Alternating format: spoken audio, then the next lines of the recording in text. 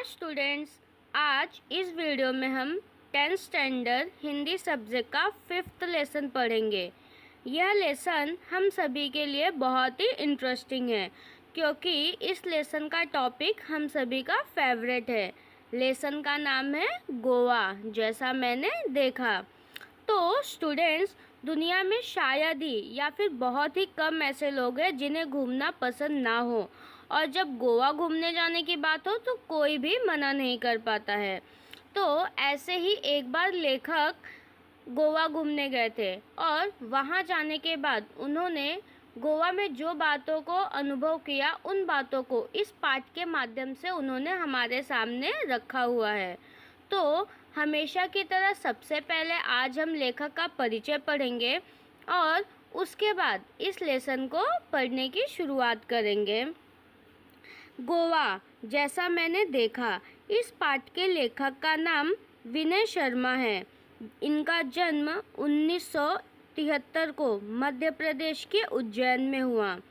लेखक विनय शर्मा ज़्यादातर जो भी लेखन कार्य करते हैं वह उनके अनुभवों पर आधारित होता है। मतलब वो जो भी लेखन कार्य करते हैं वह उनके एक्सपीरियंस पर या फिर तजुर्बे पर डिपेंड होता है। उनकी जो भी रचनाएं हैं वे रेगुलर बेसिस पे यानी नियमित रूप से पत्र यानी न्यूज़पेपर और पत्रिकाएं यानी मैगजीन में छपकर आती है। यात्रा वृत्तांत उनकी फेवरेट विधा है। मतलब जो लिखने का तरीका है उसमें उनको ज़्यादातर जो यात्रा वर्णन है वो लिखना बहुत पसंद है। यात्रा वर्णन के साथ साथ उन्होंने कई व्यंग और ललित निबंध भी लिखे हैं। ललित निबंध की एक विशेष शैली है जिसमें बुद्धि की अपेक्षा हृदय को स्पर्श करने की क्षमता अधिक होती है। मतलब जो ललित है यह भी निबंध लिखने का एक तरीका है, लेकिन इस तरीके में लेखक इस बात का ज़्यादा ध्यान देते हैं कि वो जो भी लिख रहे हैं वो लोगों के हृदय को स्पर्श करें। यहाँ लेखक द्वारा की गई कुछ रचनाओं के नाम दिए गए हैं, जैसे आनंद का उद्गम अमरकंटक, यह उनके द्वारा लिखा गया ललित निबंध है। चित्र की परीक्षा, यह उनके द्वारा लिखा गया व्यंग है। अमरनाथ यात्रा, प्रकृति के बीच, कोई बंतूर में कुछ दिन, यह उनके द्वारा लिखा गया यात्रा वृत्तांत यानी यात्रा का वर्णन है। अब हम अपना लेसन शुरू करते हैं। गोवा, यह नाम सुनते ही सभी का मन तरंगित हो उठता है, और हो भी क्यों ना। यहाँ की प्रकृति, आबो हवा और जीवन शैली का आकर्षण ही ऐसा है कि पर्यटक खुद ब खुद यहाँ खींचे चले आते हैं। तो लेखक यह कह रहे हैं कि जब कोई व्यक्ति गोवा का नाम सुनता है तो उसके मन में वहाँ जाने की लहर दौड़ उठती है, और दौड़े भी क्यों ना। गोवा ऐसी जगह ही है कि गोवा का नाम सुनते लोगों के मन में वहाँ जाने की इच्छा उमड़ उठती है।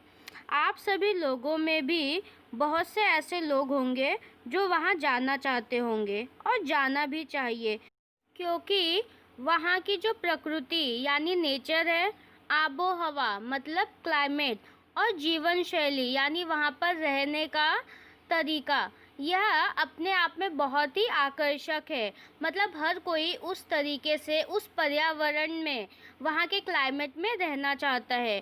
और मतलब वहाँ का जो क्लाइमेट है, वहाँ की जो जीवन शैली है वो ऐसी है कि लोग अपने आप गोवा को इतना ज़्यादा पसंद करते हैं कि वो लाइफ में एक ना एक बार तो गोवा जाने की इच्छा रखते ही हैं। देश के एक कोने में स्थित होने के बावजूद यह छोटा सा राज्य प्रत्येक पर्यटक के दिल की धड़कन है। यही कारण है कि मैं भी अपने परिवार के साथ इंदौर से गोवा जा पहुंचा। खंडवा से मेरे सालू साहब भी सह परिवार हमारे साथ शामिल हो गए। तो लेखक ये बता रहे हैं कि जो गोवा है, अगर आप उसकी लोकेशन देखोगे तो वो एकदम किनारे पे महाराष्ट्र के नीचे एक छोटे से हिस्से में है, और इतने किनारे पे होने के बाद और बहुत ही छोटा राज्य होने के बाद भी वह पर्यटन की दृष्टि से, घूमने की दृष्टि से हर एक व्यक्ति के मन में बसा हुआ है और हर एक व्यक्ति के दिल की धड़कन है। इसीलिए जो लेखक है वह भी एक बार इंदौर से गोवा अपने पूरे परिवार के साथ जा पहुँचे।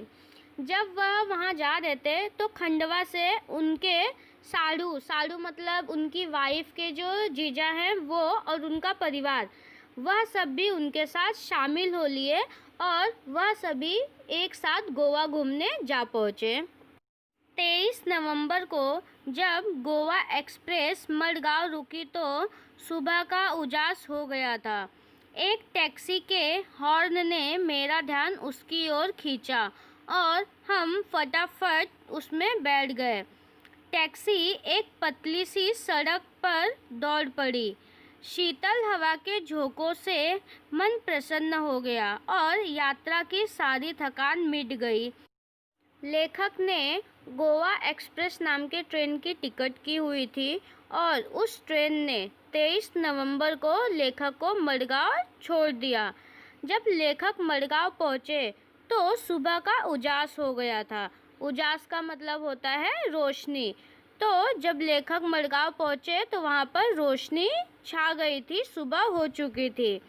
और एक टैक्सी के हॉर्न से, मतलब एक टैक्सी वाला था जो हॉर्न बजा रहा था और उस हॉर्न की आवाज़ सुनकर लेखक का ध्यान उस टैक्सी की ओर गया और उनका पूरा परिवार सब फटाफट उस टैक्सी में बैठ गए और टैक्सी एक पतली सी सड़क पर दौड़ पड़ी। जब वह टैक्सी सड़क पर चल रही थी तो उसके कारण बहुत ही ठंडी ठंडी हवा आ रही थी और उस हवा के झोंकों से लेखक का मन बहुत ही खुश हो गया, बहुत ही प्रसन्न हो गया और इंदौर से लेकर मडगांव तक का जो उनका थकान था वो पल भर में ही मिट गया। मैं सोचने लगा कि पर्यटन का भी अपना ही आनंद है। जब हम जीवन की कई सारी समस्याओं से जूझ रहे हो तो उनसे निजात पाने का सबसे अच्छा तरीका पर्यटन ही है। बदले हुए वातावरण के कारण मन तरोताज़ा हो जाता है तथा शरीर को कुछ समय के लिए विश्राम मिल जाता है। लेखक जब टैक्सी में बैठे बैठे ठंडी हवा के झोंके ले रहे थे तो उसी टाइम उनके मन में विचार आता है कि जो पर्यटन है, जो घूमना फिरना है, वह भी आनंद महसूस करने का, अपने आप को खुश रखने का एक बहुत ही अच्छा तरीका है। और यह तरीका हम तब अपनाते हैं जब हम जीवन के जो डेली रूटीन है उससे पूरी तरीके से थक गए रहते हैं और उन सारी समस्याओं का सामना करने से हमें छुटकारा पाना होता है। उस समय हम पर्यटन को अपनाते हैं या फिर कहीं घूमने के लिए जाते हैं। और घूमने जाने के लिए हम जहाँ रहते हैं वही नहीं, बल्कि उससे कुछ अलग माहौल में जाते हैं, कुछ अलग बदले हुए वातावरण में जाते हैं, जिससे कुछ समय के लिए हमारा जो शरीर है उसको विश्राम भी मिल जाता है और हमारा जो मन है वो आनंद से भर उठता है। कुछ देर बाद हमारी टैक्सी मडगांव से 5 किमी दूर दक्षिण में स्थित कस्बा बेनालियम के एक रिसोर्ट में आकर रुक गई। यह रिसोर्ट हमने पहले से ही बुक कर लिया था, इसीलिए औपचारिक खाना पूर्ति कर हम आराम करने के इरादे से अपने अपने स्वीट में चले गए। कुछ देर बाद लेखक जिस टैक्सी में बैठे हुए थे वह टैक्सी मडगांव जो रेलवे स्टेशन था वहाँ से लगभग 5 किलोमीटर दूर दक्षिण में एक कस्बा स्थित था बेनालियम, वहाँ के एक रिसोर्ट पर आके रुक गई। और बेनालियम का जो रिसोर्ट है वह लेखक ने पहले से ही बुक करके रखा था, इसीलिए वहाँ पर औपचारिक खाना पूर्ति मतलब फॉर्मल तरीके से वहाँ पर खाना पीना हुआ और उसके बाद सभी लोग आराम करने की दृष्टि से अपने अपने कमरे में चले गए। इससे पहले कि हम कमरों से बाहर निकले, मैं आपको गोवा की कुछ खास बातें बता दूं। दरअसल गोवा राज्य 2 भागों में बटा हुआ है, दक्षिण गोवा जिला तथा उत्तर गोवा जिला। इसकी राजधानी पणजी मांडवी नदी के किनारे स्थित है। यह नदी काफ़ी बड़ी है तथा वर्ष भर पानी से भरी रहती है। फिर भी समुद्री इलाका होने के कारण यहाँ मौसम में प्राय उमस तथा हवा में नमी बनी रहती है। शरीर चिपचिपाता रहता है, लेकिन मुंबई जितना नहीं, क्योंकि यहाँ का क्षेत्र हरी तिमा से भरपूर है। फिर भी धूप तो तीखी ही होती है। लेखक बताते हैं कि गोवा राज्य 2 भागों में बांटा गया है। कुछ भाग जो दक्षिण में स्थित है उसे दक्षिणी गोवा जिला कहते हैं, और कुछ भाग जो उत्तर दिशा में स्थित है उसे उत्तर गोवा जिला कहते हैं।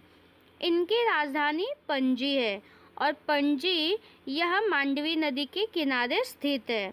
मांडवी नदी यह काफ़ी बड़ी नदी है और इस नदी में पानी साल भर रहता ही है। लेकिन जो गोवा यह राज्य है वह समुद्री इलाके में होने के कारण वहाँ का जो मौसम है उसमें प्राय उमस का मतलब होता है कि जब हमें हवा बंद होने के बाद गर्मी बहुत ज़्यादा महसूस होती है, ऐसा मौसम हमें वहाँ पर देखने के लिए मिलता है। उसके साथ साथ वहाँ पर जो हवा है उस हवा में नमी भी हमेशा बनी रहती है। गोवा में उमस तथा हवा में नमी होने के कारण शरीर चिपचिपाता रहता है, लेकिन यह जो चिपचिपाहट है वह मुंबई की अपेक्षा गोवा में काफ़ी कम है। देखो, जो भी समुद्री इलाका होता है ना, वहाँ पे ऐसा ही मौसम हमें देखने के लिए मिलता है। हम अगर किसी भी समुद्री किनारे पर जाते हैं तो हमारा जो शरीर है वो चिपचिपाने लगता है, लेकिन कहीं पर यह ज़्यादा होता है और कहीं पर यह कम होता है। तो मुंबई का जो क्षेत्र है वहाँ पर ये चिपचिपाहट हमें काफ़ी ज़्यादा देखने के लिए मिलती है, लेकिन गोवा में ये चिपचिपाहट काफ़ी कम मात्रा में होती है। और इसका रीज़न यह है कि गोवा का जो क्षेत्र है वह हरी तिमा से भरा पूरा है। हरी तिमा का मतलब होता है हरियाली। तो गोवा यह जो है वो हरियाली से भी भरा पूरा है, और यही कारण है कि वहाँ पर ये जो चिपचिपाहट है वो हमें मुंबई की अपेक्षा काफ़ी कम देखने के लिए मिलता है। और रही धूप की बात, तो धूप तो हमेशा हमें परेशान करता ही है, थोड़ा या ज़्यादा, लेकिन धूप से हमें परेशानी होनी ही है क्योंकि वह तो तीखी होती ही है। यूँ तो गोवा अपने खूबसूरत सफ़ेद रेतीले तटों, महंगे होटलों तथा खास जीवन शैली के लिए जाना जाता है, लेकिन इन सब के बावजूद यह अपने में एक सांस्कृतिक विरासत भी समेटे हुए है। लेखक कह रहे हैं कि जो गोवा है वह वहाँ के जो रेतीले तट है सफ़ेद रंग के, उनके लिए, उनकी खूबसूरती के लिए तो जाना ही जाता है। उसके साथ साथ वहाँ पर महंगे होटल और जो वहाँ के रहने का तौर तरीका है उसके लिए तो वो बहुत ही ज़्यादा फेमस है ही। लेकिन इतना वेस्टर्न कल्चर अपनाने के बाद भी जो गोवा शहर है, गोवा राज्य है, वह अपने सांस्कृतिक विरासत को कभी भी छोड़ता नहीं है, उसे अपने साथ लेकर चलता है। यह गोवा की एक बहुत ही खास विशेषता है। यहाँ की शाम बड़ी ही अच्छी होती है, तो चलो इस शाम का आनंद लेने के लिए बेनालियम बीच की ओर चले। आप भी चले, क्योंकि बहुत ही खूबसूरत तथा शांत जगह है बेनालियम। गोवा की शाम बहुत ही अच्छी होती है और उस आनंद को महसूस करने के लिए लेखक भी बेनालियम बीच की ओर चले, और उनका कहना है कि इस पाठ के माध्यम से वे हमें भी वहाँ के शाम का आनंद लेने का मौका दे रहे हैं। तो हम भी इस लेसन को पढ़ते हुए बेनालियम के खूबसूरत बीच और शांत जगह पर बिताए समय का आनंद लें। दिन भर की थकान तथा उमस भरी गर्मी के बाद शाम को बीच पर जाना बड़ा अच्छा लग रहा था। रिसॉर्ट से बीच की दूरी कोई 1 किलोमीटर की ही थी, लेकिन जल्दी जल्दी चलने के बाद भी यह दूरी तय हो ही नहीं पा रही थी। अरब सागर देखने का उत्साह बढ़ता ही जा रहा था। लेखक कह रहे हैं कि वह पूरे दिन थक चुके थे और गर्मी से भी परेशान हो गए थे, लेकिन यह सोचकर कि वो बीच पे जा रहे हैं उन्हें बहुत ही अच्छा लग रहा था। और उनके रिसॉर्ट से जिस बीच पर वो जा रहे थे उसकी दूरी लगभग 1 किलोमीटर की ही थी और वो बहुत ही जल्दी जल्दी चलकर जा रहे थे। लेकिन उनके अंदर बीच पर पहुंचने का उत्साह इतना ज़्यादा था कि उनको ऐसा लग रहा था कि वो दूरी ख़त्म ही नहीं हो रही है। और अरब सागर को देखने की उनके मन में जो बेचैनी थी वो बढ़ती ही चली जा रही थी। तभी अचानक लहरों की आवाज़ सुनाई दी जो कि किसी रणभेदी की तरह थी। हम सभी दौड़ पड़े। सड़क पीछे छूट गई थी, इसीलिए रेत पर तेजी से दौड़ना मुश्किल हो रहा था। फिर भी धंसे हुए पैरों को पूरी ताकत से उठा उठाकर भाग रहे थे। खूबसूरत समुद्र देखते ही मैं उससे जाकर लिपट गया। लेखक अरब सागर को देखने की बेचैनी के साथ आगे बढ़ते जा रहे थे और अचानक से उनको लहरों की आवाज़ सुनाई देती है। यह लहरों की आवाज़ उनको किसी रणभेदी की तरह लगती है। रणभेदी का मतलब होता है कि ऐसा वाद्य जो युद्ध के समय बजाया जाता है। आप लोगों ने कई बार टीवी पर ऐतिहासिक फिल्में या फिर सीरियल देखते समय नोटिस किया होगा कि जब युद्ध शुरू होने वाला रहता है तो उसके पहले बिगुल नाम का एक वाद्य बजाया जाता है और उसके बजते ही दोनों तरफ के जो योद्धा होते हैं वो युद्ध करने के लिए युद्ध भूमि की ओर दौड़ पड़ते हैं। सेम उसी प्रकार से जो लेखक है उन्होंने जैसे ही लहरों की आवाज़ सुनी वैसे ही वे समुद्र की ओर दौड़ पड़े। लेकिन अब वह सड़क पर नहीं थे बल्कि रेत पर दौड़ रहे थे और इसी के कारण उनका जो पैर है वो बार बार रेत में धंस जा रहा था। लेकिन फिर भी वह रुकने का नाम नहीं ले रहे थे बल्कि पूरी ताकत के साथ समुद्र की ओर भाग रहे थे। और जैसे ही उन्होंने समुद्र को देखा वो उससे जाकर लिपट गए। इधर बच्चे रेत का घर बनाने में जुट गए। लहरें उनका घर गिरा देती तो वे दूसरी लहर आने के पहले फिर नया घर बनाने में जुट जाते। यही क्रम चलता रहा। मैंने इन बच्चों से सीखा कि जीवन में आशावाद हो तो कोई भी काम असंभव नहीं है। शाम गहराने पर हम किनारे पर बैठ गए, मानो हर लहर कह रही हो कि बनने के बाद मिटना ही नियति है। यही जीवन का सत्य भी है। समुद्र पर पहुंचने के बाद कोई रेत के साथ न खेले ऐसा तो हो ही नहीं सकता। इसका उदाहरण बच्चों ने दिया जो वहां पहुंचते ही रेत का घर बनाने में लग गए। पर हर बार उनका घर लहरें गिरा देती। लेकिन बच्चे हार मानने वालों में से कहाँ। अगली बार लहर आने के पहले वो दूसरा घर बनाने में लग जाते और यह कार्यक्रम कंटिन्यू चल ही रहा था। और इसी कार्यक्रम को देखने के बाद लेखक ने बच्चों से सीखा कि हमें अपने जीवन की किसी भी परेशानी या मुसीबत से कभी भी डरना या फिर हारना नहीं चाहिए, फिर वह मुसीबत चाहे कितनी भी बड़ी क्यों ना हो। हमारा जीवन हमेशा आशावाद से भरा होना चाहिए ताकि हम अपने जीवन के सभी लक्ष्यों को पा सके और हमारे जीवन के लिए कुछ भी असंभव ना हो। जब शाम ज़्यादा गहरी होने लगी तो सभी किनारे पर बैठ गए। लेखक कहते हैं कि समुद्र की हर एक लहर उनको संदेश दे रही थी कि बनने के बाद मिटना ही नियति है। यही जीवन का सत्य भी है। और इस बात को हम बहुत सारे उदाहरणों से समझ भी सकते हैं। हमारे आसपास हमें ऐसे बहुत सारे उदाहरण मिलेंगे जो इस बात को प्रूफ करते हैं कि अगर कोई भी चीज़ बन रही है तो उसका मिटना भी निश्चित ही है। जैसे कि अगर कोई भी जन्म ले रहा है तो उसकी मृत्यु निश्चित है।